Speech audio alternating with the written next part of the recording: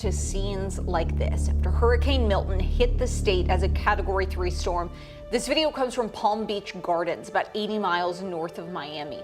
The National Weather Service in Florida believes multiple tornadoes touched down in that area.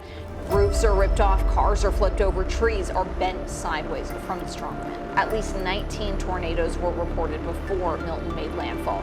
One area hit was St. Lucie near Fort Pierce on Florida's east coast.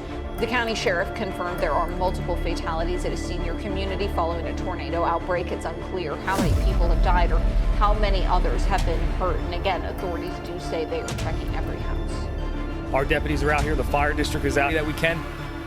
Florida Governor Ron DeSantis says 9,000 National Guardsmen have been mobilized to respond to the storm, along with 1,400 search and rescue first responders. There are also 50,000 linemen on hand to help restore power.